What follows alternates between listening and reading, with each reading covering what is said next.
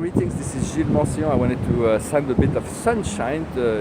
Maybe you already have some sunshine around you, within you, hopefully, all the time. We gotta keep on the light of our inner sun shining.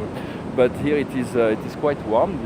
The ocean is at 28 degrees Celsius. Here it is the cantina where we come to have lunch, and there's a nice pool where we can just enjoy the relaxed time when we have. The reason why I came to Sri Lanka was because one of my best friends had bought a house on the beach, and she had opened like a bed and breakfast, a beautiful restaurant that was working really well. She was booked all the time. But now there is two mega hotels that are building on each side, and it's really becoming absolutely intolerable. So she's decided to sell. So she's busy with all her business, but in order to relocate to a more quiet area. And so now I'm enjoying the sunshine. So that's why the main reason why I came here was to relax, enjoy, and to discover this country. And so it is a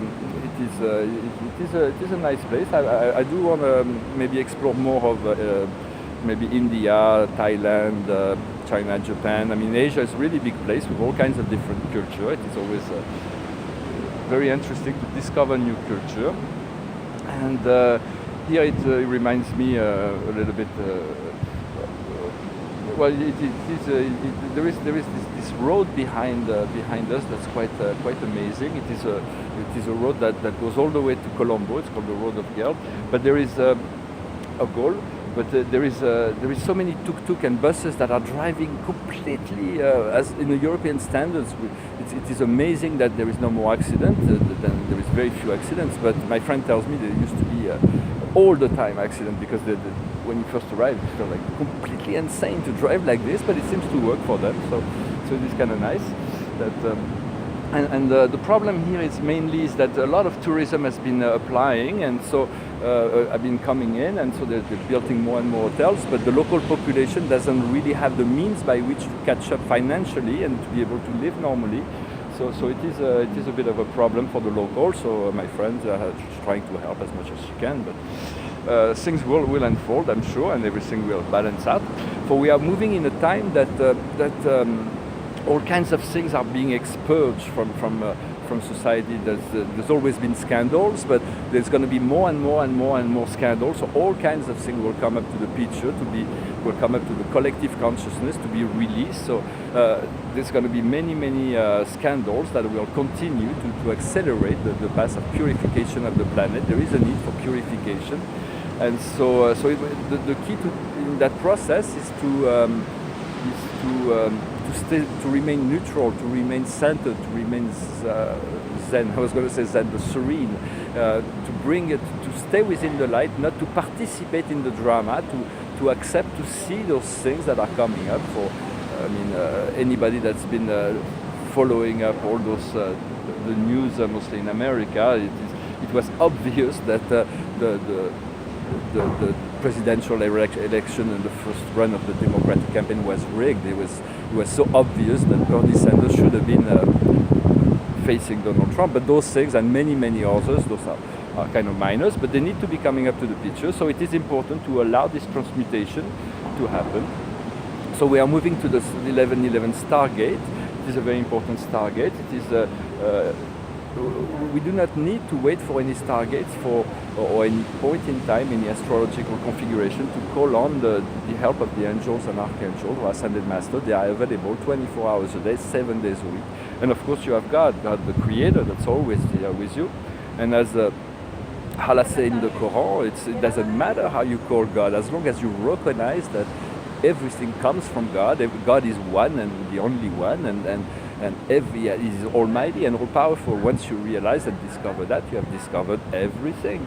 So the path of spirituality is something very personal. It is all, and it's tailored especially for ourselves. Life is we have all the powers of the Creator within ourselves, and this Creator is the minister that makes it possible for us to be released from bondage. For we are bounded by time and space, but we seek freedom, and so we have to tune in to the light of our soul, and from there we can be free. From there we allow that to be the main center of our life rather than to be the drama of the chaos of the outer world. From this inner center, from this inner place of peace, we are able to gain more we have more lucidity in relationship to all those things. We go less into judgment, for it is important to forgive.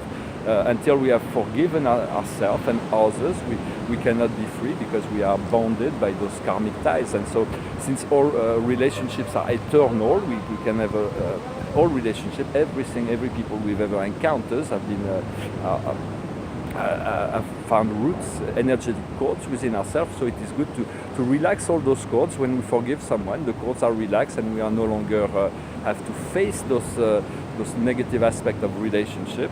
Another thing that is important is to understand that whenever we have a problem, is because we have put ourselves in a corner.